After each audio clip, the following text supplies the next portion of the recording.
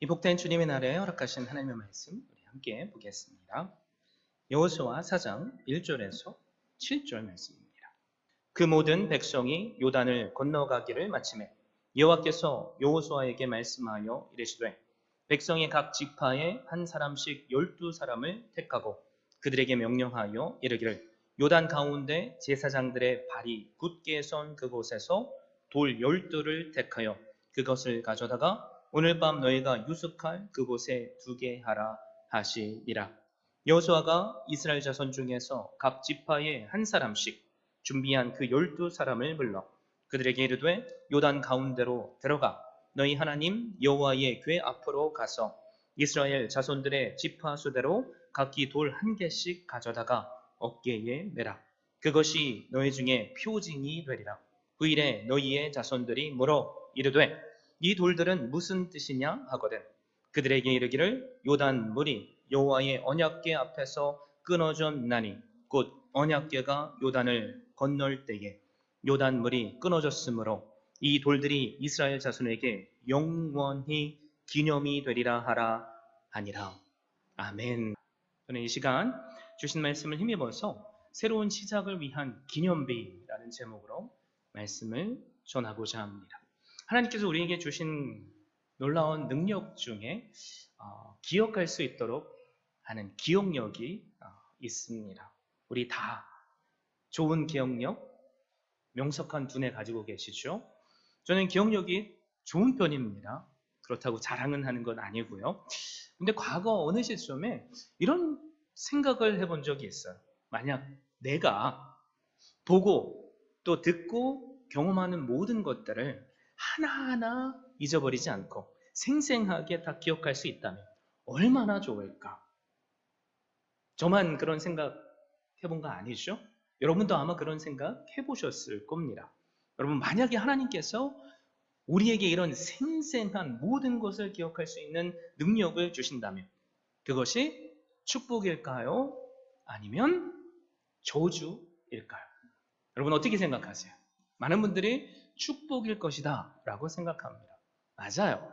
하지만 모든 것을 생생하게 기억할 수 있는 이 능력이 우리에게는 때로는 저주가 될 수 있습니다.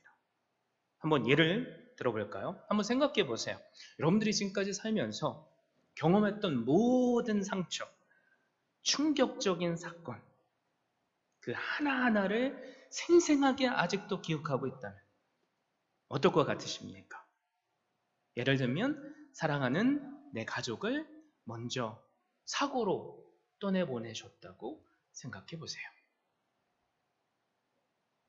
그 생생한 기억이 아직도 잊혀지지가 않아서 밤마다 잠 못 이루고 날마다 눈물 흘리며 살고 있다면 그것이 저주가 되죠.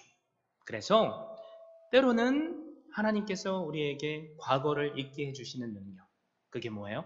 망각이죠. 이 망각이 축복일 때가 있습니다. 감사하죠. 과거의 상처를 망각으로 우리는 떠나보내고 새롭게 일을 행할 수 있기 때문에 그렇습니다. 여러분, 모든 것을 기억하는 능력이 저주가 될 수 있는 것처럼 망각이라는 축복도 때로는 저주가 될 수 있다는 것 아십니까?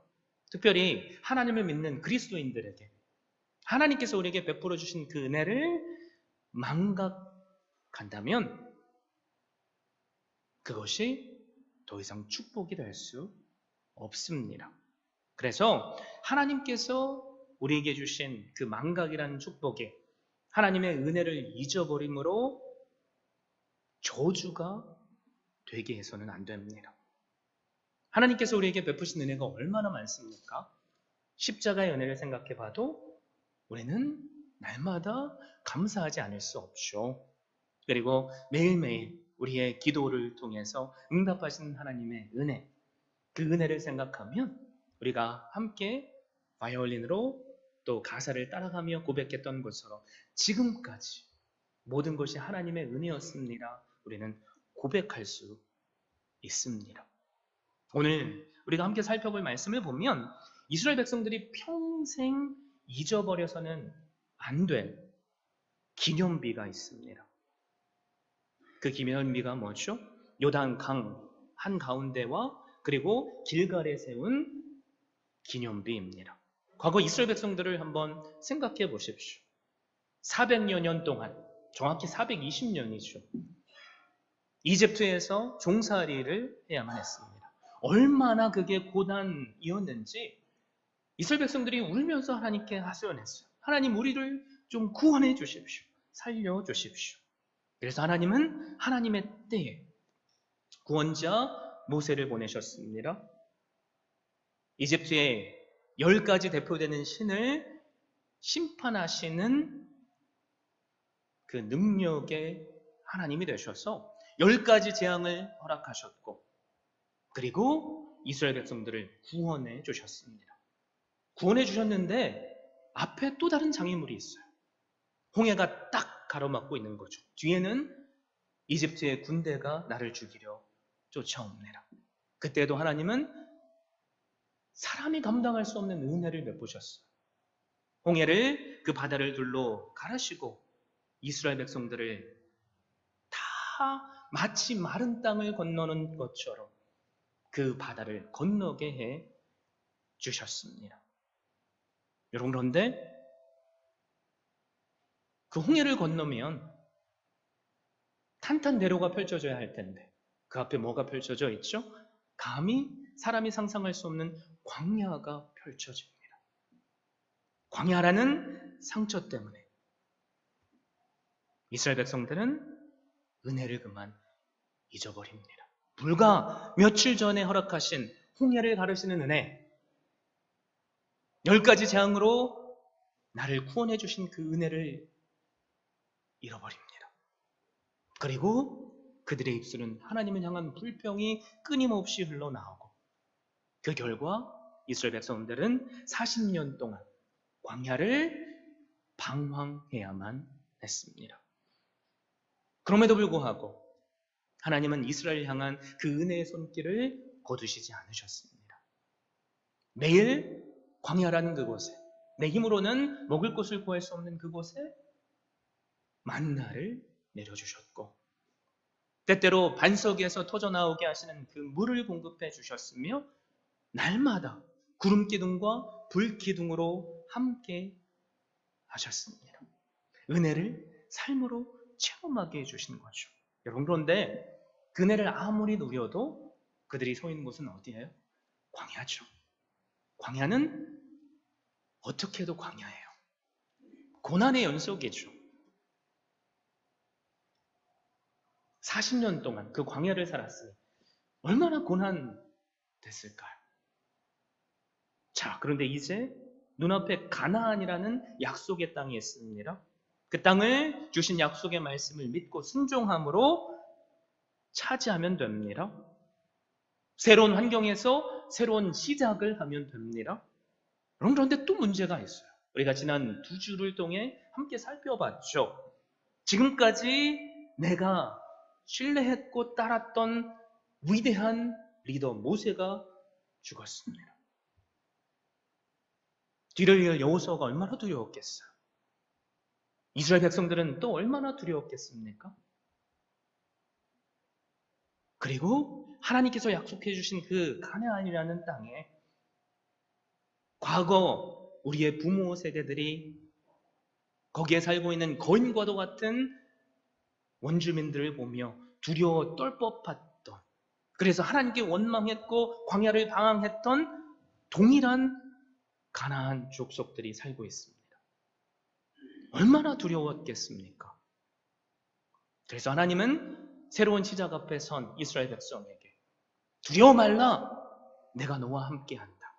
나는 너에게 가나안 땅을 이미 주었다. 너는 순종해서 그 땅을 밟고 차지하면 된다. 내가 너와 함께할 것이다. 약속의 말씀을 주셨습니다. 이스라엘 백성들은 과거 자신의 부모 세대처럼 분명히 원망할 수 있었을 겁니다. 그러나 그들은 믿음을 선택합니다. 말씀에 의지해서 순종의 발걸음을 냈습니다. 그런데 또 앞에 장애물이 있죠. 요단강, 넘치는 그 물로 어둠의 세력은 나를 두렵게 만듭니다.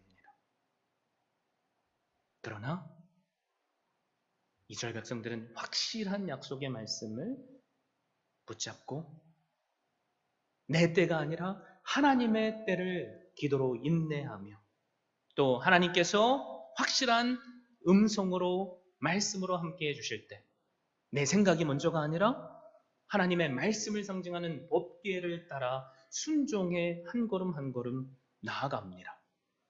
그리고 하나님은 그들에게 정결케 하라 라고 하셨기에 자신을 말씀 앞에 정결케 함으로 드디어 요단강을 기적과도 같은 은혜로 넘어가게 됩니다.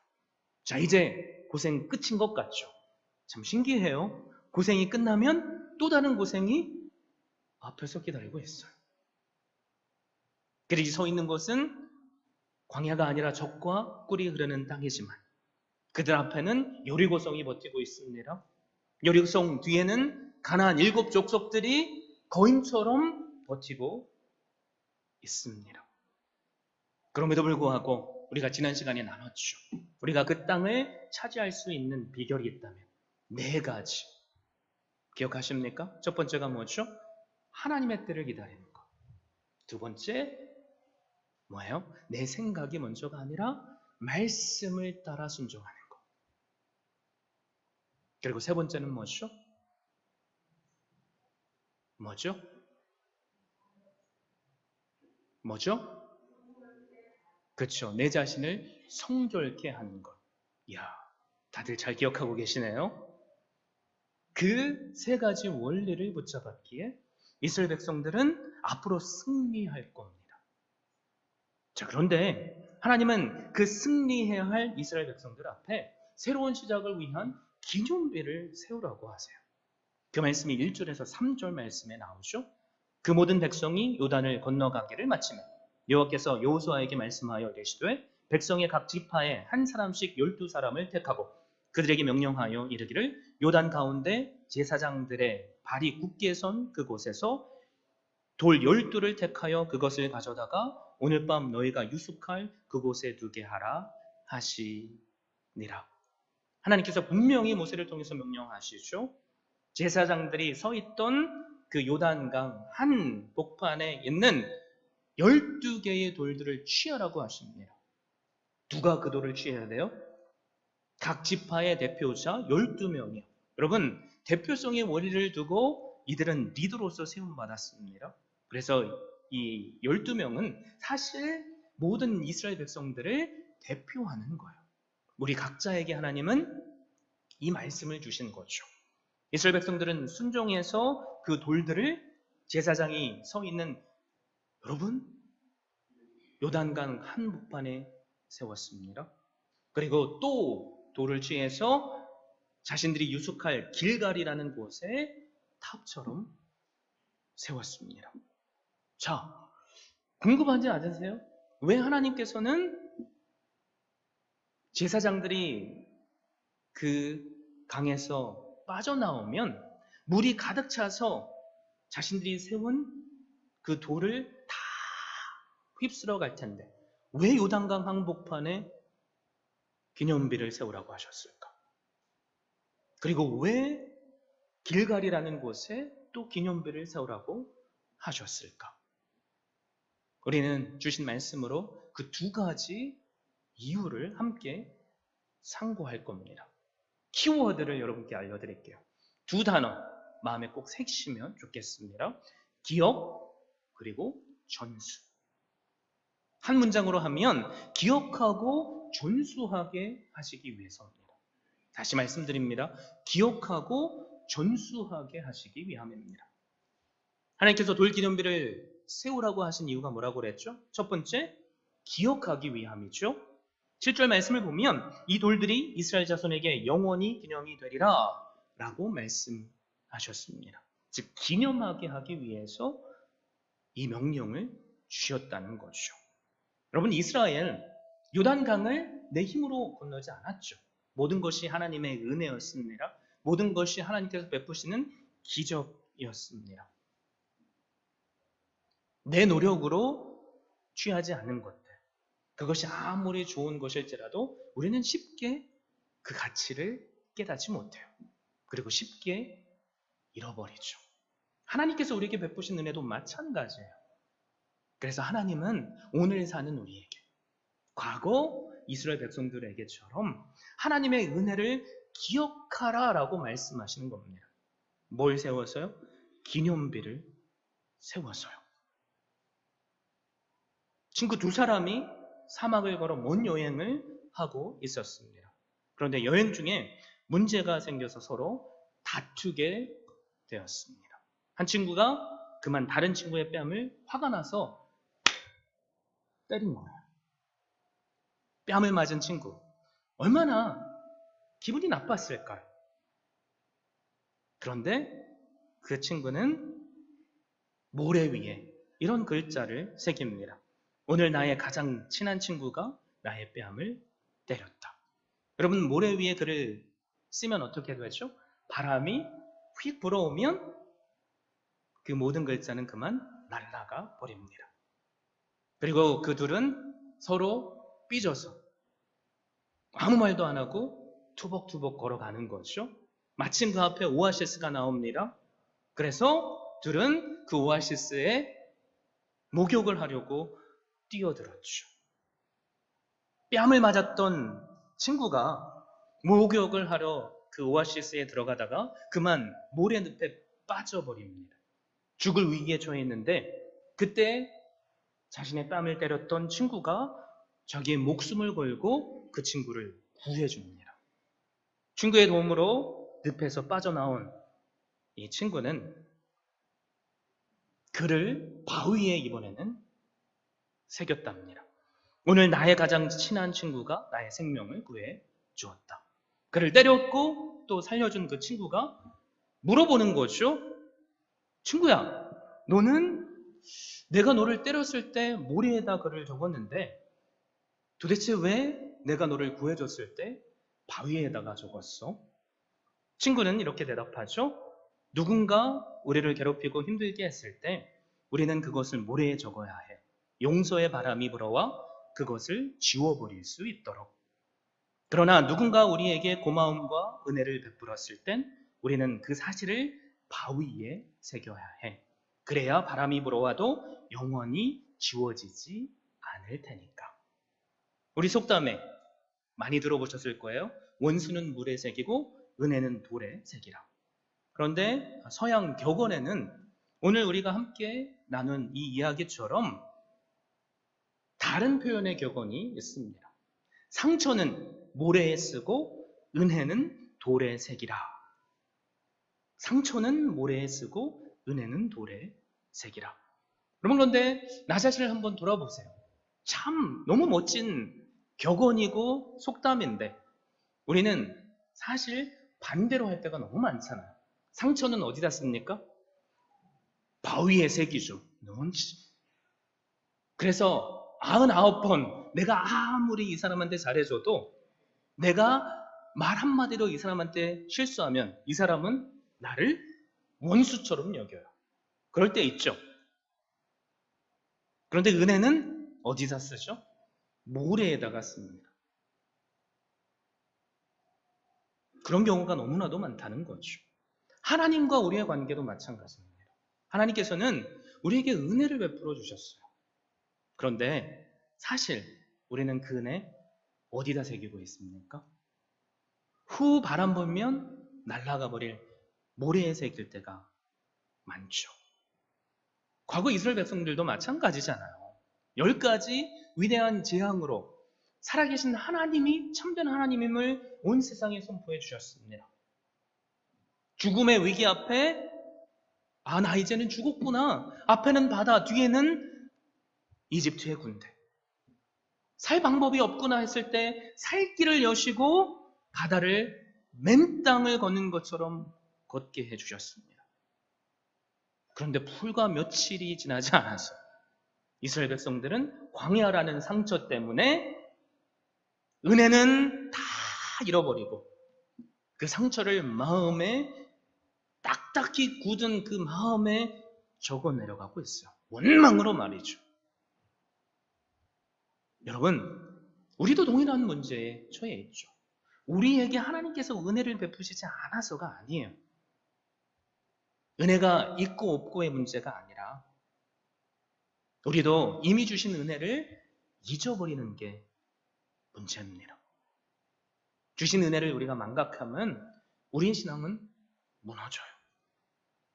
그러므로 은혜를 계속해서 받고 또 그 은혜를 우리가 기억할 수만 있다면 우리는 어제 승리가 아니라 오늘만 승리하는 것이 아니라 내일도 승리하게 하시는 은혜를 누릴 줄 믿습니다.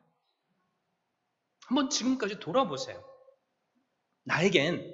우리에겐 하나님께서 우리에게 행하신 놀라운 은혜를 기억하게 하는 기념비적인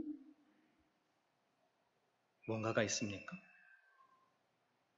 많은 분들이 십자가를 말씀하실 거예요. 그렇죠? 여러분, 그런데 우리가 믿는 십자가, 그 십자가를 우리가 다 붙들고 있지만 얼마나 많이 하나님의 은혜를 망각하죠? 그냥 머리로 들어서 말씀을 읽어서 깨닫게 되는 그 지식 차원이 아니라 여러분 삶으로 체험되어지는 그 은혜의 기념비적인 것이 있어야만 합니다. 저는 언젠가 한 유명한 목사님을 통해서 들었던 간증을 아직까지도 기억합니다. 이 목사님은 한국의 유명한 목사님의 아들이세요. 유명한 목사의 아들로 산다는 것 좋을까요? 나쁠까요? 사실 좋은 게 별로 없어요. 왜 그럴까요? 모든 성도들이 아버지를 기준으로 삼고 자녀들을 다 평가합니다. 야, 니네 아버지는 그렇게 훌륭한데 너는 말하는 게 왜 그러니? 야, 니네 아버지는 이렇게 인품이 좋은데 너는 성격이 왜 그러니? 저도 필리핀에 목사님들의 아들 친구와 딸 친구들이 많은데 상처가 너무 많아요.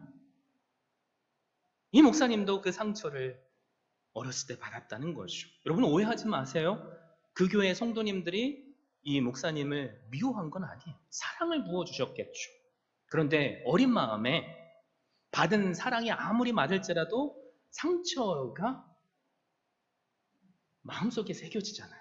그래서 참을 수가 없어서 이 목사님은 미국으로 유학을 갔답니다. 대학교 생활을 하고 있는 중에 아버지가 휴가를 내시고 자신을 찾아오셨어요. 그리고 함께 여행을 하는데 호텔에 방 하나에 침대 2개짜리 거기에 같이 묵고 있는데 여러분 휴가잖아. 휴가면 좀 느슨하게 쉬어도 되는데 목사라는 아버지가 목사님은 만나봐요. 새벽 4시만 되면 조용히 일어나서 자는 아들 내가 깰까봐 화장실 문을 여시고 그 안에 들어가 문을 잠그시고 평소에는 큰 목소리로 기도하셨겠지만 흐느끼며 자신의 이름을 부르시며 기도했다는 거죠. 만약에 여러분이 아들의 입장이었다면 어떤 마음이 드셨겠어요? 감동해야지 맞죠. 근데 이분이 뭐라고 말씀하시냐면 아니 목사인 아버지가 그런 게 당연한 거지. 그것도 못하면 목사야? 목사 안 하는 게 낫지. 그런 생각이 들었답니다. 마음에 감동이 없던 거죠. 그리고 좋은 관광을 하고 아버지랑 함께 한국으로 돌아오는 비행기를 탔어요. 이코노미석에 좁은 그 좌석에 창가 그리고 중간에 딱 같이 앉았는데 야, 그때 충격적인 경험을 했답니다. 얼마나 좁고 불편해요. 화장실 한번 가려면 창가에 앉아 있을 때 옆에 있는 사람에게 excuse me 안 되는 영어로 그래서 막 해서 화장실 가야 되죠. 그런데 아버지가 비행기 안에서는 좀 쉬어도 되는데 딱 정확한 시간에 갑자기 일어나서 화장실을 가더랍니다. 아, 이때가 기회다. 이때 아니면 또 아빠한테 좀 비켜달라고 해야 되니까 조금 후에 따라갔대요. 그냥 그때 생각에는 아버지가 화장실에 갔나 보다. 라는 생각으로 화장실 밖에서 아버지가 나오기를 기다리는데 안 나오는 거예요. 그래서 무슨 일 있나 하고 귀를 싹 가까이 대니까 아니나 다를까 아버지가 그 짧은 찰나에도 그 안에서 다른 사람들이 혹시 화장실에 올지 모르니까 짧고 굵게 하나님께 자신의 이름을 부르면서 눈물로 기도하셨다는 거죠. 그래서 충격을 먹었답니다. 그리고 그 받은 충격이 고난 가운데 여러분 목회하면서 얼마나 힘들 때가 많아요. 포기하고 싶을 때 그 아버지의 그 눈물의 기도가 머릿속에 끊임없이 재생되어지고 잊혀지지 않아서 여기까지 자기가 왔다라는 고백을 하시는 거죠.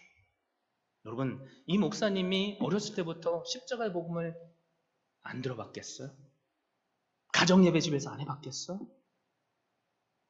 그런데 그거는 그 마음을 감동시키지 못했지만 내가 생각할 때 이건 좀 아닌데 이렇게까지는 할 필요는 없는데 라는 그 생각을 뒤집어 엎는 아버지의 짧고 굵은 그 기도가 그 인생을 붙잡는 기념비가 되어서 평생을 하나님과 동행하며 귀한 목회하도록 이끄신 기념비가 되었던 거죠.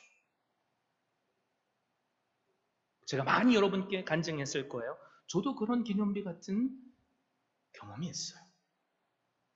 중학교, 고등학교 때 질풍노도의 시기 가난하게 살아서 막 엇나가고 싶을 때 가출하고 싶을 때 집에 돌아오면 눈물로 기도하시는 어머니의 그 기도 지금까지 지내온 곳 주의 크신 은혜라 그게 제 머리에 끊임없이 잊혀지지가 않아요. 그게 저를 딱 붙잡는 울타리가 되어서 지금 제가 목사로 이 자리에 서 있는 겁니다. 사랑하는 성도 여러분, 여러분은 어떠세요? 나를 은혜를 잊지 않게 만드는 그 기념비적인 그것이 있습니까? 이 시간 곰곰이 생각해 보셔야 돼요.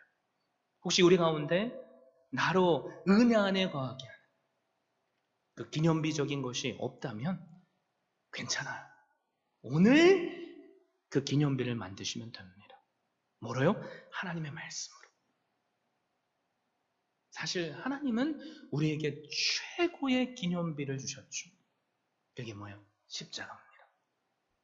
십자가만큼 바라만 봐도 눈물을 흘릴 수밖에 없는 것이 얼마나 있습니까? 없잖아요. 여러분 십자가의 은혜 무슨 은혜죠? 과거 죄로 죽었던 나를 살리시는 은혜. 나의 모든 죄를 대신 당신의 어깨에 짊어지시고 하나님께 바쳐 올려질 산제물이 되신 그 어린 양 하나님의 사랑의 은혜. 그거 오늘 이 시간 붙잡을 수 있기를 바랍니다. 그래서 지금 내가 서 있는 이 자리 힘드신 분 있을 거예요. 내일을 알 수 없어서 답답하신 분 있을 겁니다.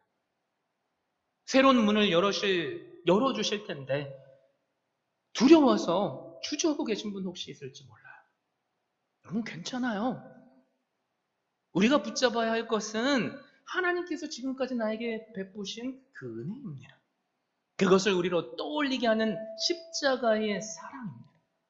여러분 그러면 우리는 오늘 베푸시는 또 다른 은혜를 누릴 수 있습니다.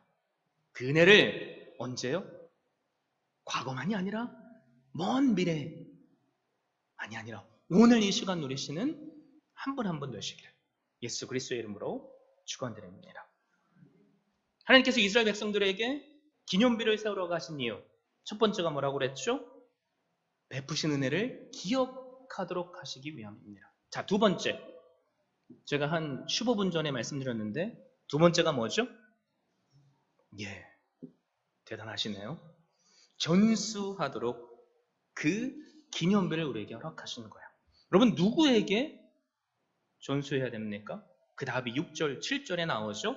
이것이 너희 중에 표징이 되리라. 후일에 너희의 자손들이 물어 이르되 이 돌들은 무슨 뜻이냐 하거든 그들에게 이르기를 요단물이 여호와의 언약궤 앞에서 끊어졌나니 곧 언약궤가 요단을 건널 때에 요단물이 끊어졌으므로 이 돌들이 이스라엘 자손에게 영원히 기념이 되리라 하라 하니라.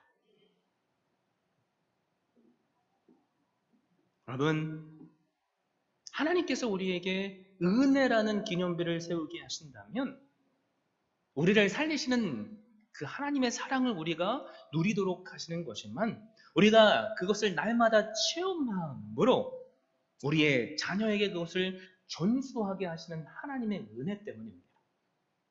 그래서 성경을 보면 하나님은 기념비를 세우라고 하시고 또 이스라엘 백성들은 그 기념비를 세우고 그 기념비를 통해서 하나님께서 행하신 그 은혜들을 자녀들에게 전수했어요.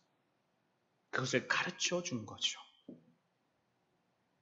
여러분, 오늘날 수많은 유대인들이 세상의 정치, 경제를 꽉 잡고 있죠. 그 이유가 뭔지 아세요?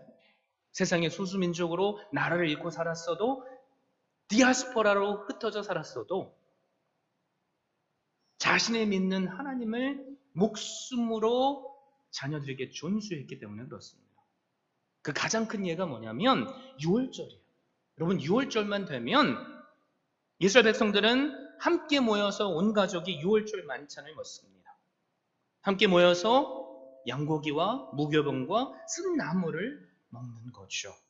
무교병 아무 맛도 안 나는 빵입니다. 쓴나물 말 그대로 맛이 없어요. 자, 그럴 때 이거를 먹는 것만으로 3살, 4살, 5살 되는 아이들이 엄마 아빠한테 물어보겠죠. 엄마, 우리는 어저께까지 맛있는 거 먹었는데 나 치킨 먹고 싶은데 치킨 사줘. 난 치크필레. 근데 왜 우리가 이거 먹어야 돼? 그렇게 물어보겠죠. 그때 딱 아빠가 얘들아 한번 들어볼래? 우리가 지금 이 쓴나물과 무교병과 이것을 먹는 이유가 있단다.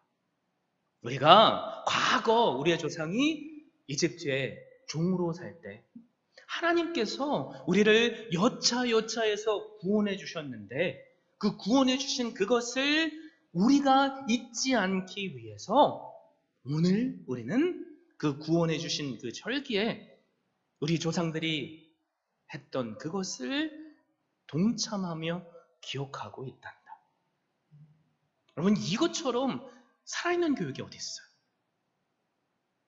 많은 분들이 아시잖아요. 자녀교육 믿음으로 하셨는데 안타까운 것은 오늘 사는 수많은 1세대 분들이 1.5세대, 2세대 자녀들을 잃어버렸습니다. 내가 집에서 가정예배 안 드려서 그런 게 아니에요. 주일날마다 목숨으로 예배를 지키지 않아서도 아닙니다. 누구보다도 열심으로 신앙생활을 했어요. 그런데 자녀들을 잃어버렸죠. 여러분 왜 그랬을까요?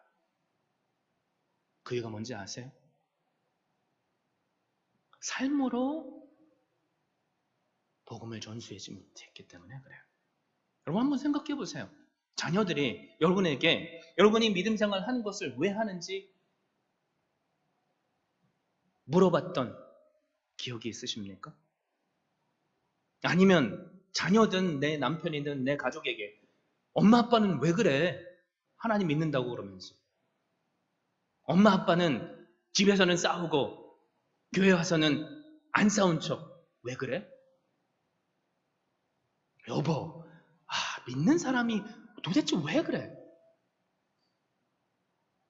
어떤 이야기를 여러분 들으셨나요?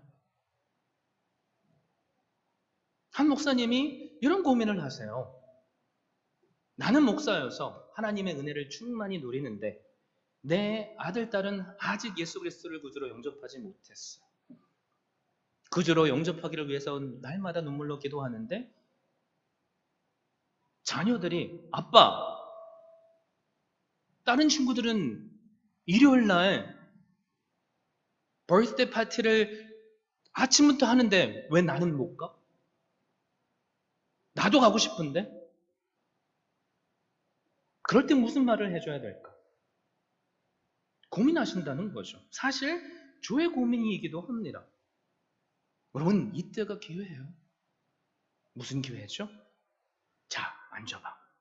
우리가 왜 주님의 날에 교회를 와야 되는지. 그건 주님께서 우리의 죄를 대신 지시고 십자가에 죽으셨다가 부활하신 그 날이 바로 우리가 지키는 주일이어서 그래요. 그래서 우리는 이 주님의 날에 우리를 구원하신 그 하나님의 사랑에 감사해서 다른 그 일들보다는 가장 우선적으로 주님 앞에 나와서 하나님께 예배드리는 거예요. 그리고 자녀들에게 그날의 결정을 할 수 있도록 해준다면 자녀들이 하나님의 때에 그것을 깨닫게 되지 않겠습니까? 근데 많은 목사님들이 그렇게 못해요. 야, 넌 목사 딸이니까, 넌 목사 아들이니까 무조건 주일에는 어디 가면 안 돼. 주일에는 뭐 사 먹는 것도 아니야? 그러면 넌 진짜 혼나. 강압적으로 하죠. 그럼 어떻게 될까요?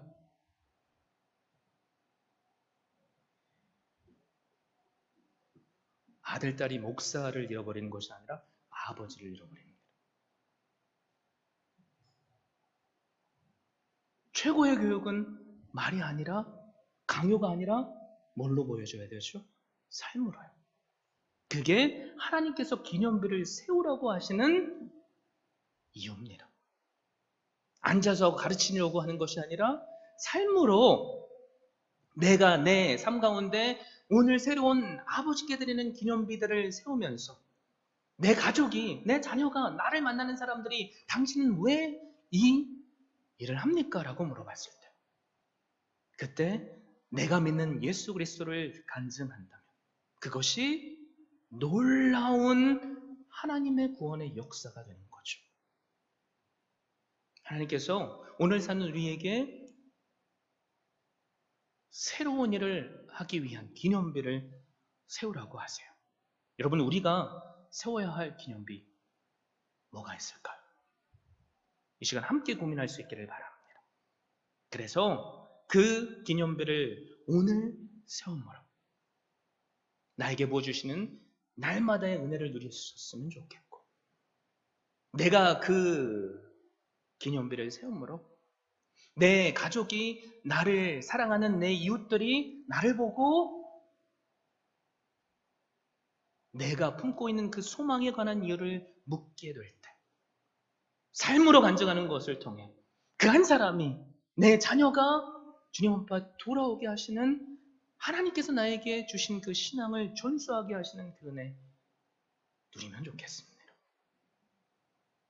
여러분, 많은 분들이 십자가를 기념비로 여길 거예요. 그러나 십자가의 참된 의미를 우리가 오늘 깨닫지 못하면 그 십자가는 저주를 상징하는 나무일 뿐입니다. 12개의 돌을 아무리 멋지게 쌓았다고 할지라도 그 참된 의미를 잃어버리면 그건 한낱 돌일 뿐입니다. 여러분, 우리가 이 시간 하나님 앞에 예배 자리에 나왔을지라도 내가 이 자리에 왜 왔는가 그 이유를 잃어버리면 우리의 이 한 시간은 헛된 시간이 될 겁니다. 그러므로 이 시간 결단하십시오. 나에게 주신 그 하나님의 은혜를 붙잡고 오늘 내가 세워야 할 기념비를 세우겠습니다. 강요해서 하는 것이 아니라 가르쳐서 하는 것이 아니라 삶으로 내 가족에게 보여주겠습니다. 내가 만나는 사람들로 하여금 내 안에서 내가 품고 있는 소망에 관한 이유를 묻게 하는 그 삶 살겠습니다. 그들이 물어올 때 저에게 항상 대답할 답을 주셔서 오늘 저로 인해서 또 다른 한 사람이 세워지게 하시는 그 은혜 누리게 하여 주시옵소서. 그 고백이 우리의 고백이 될 수 있기를 바랍니다. 여러분, 어제까지의 승리가 오늘 실패가 될 수 있어요. 오늘의 실패를 우리가 경험하지 않기 위해서 뭐를 우리가 세워야 하죠? 은혜를 잊지 않게 하시는 하나님의 기념비를 세워야만 합니다. 그게 우리에게 다 다를 수 있어요. 그러나 오늘 우리 모두가 그 새로운 일을 위한 기념비를 세우심으로 우리로 언제나 부어주시는 은혜 누리며 우리를 통해서 또 다른 한 사람을 구원하게 하시는 능력을 경험하는 날마다 새로운 일을 경험하게 하시는 은혜 누리시는 한 분 한 분 되시기를 예수 그리스도의 이름으로 축원드립니다.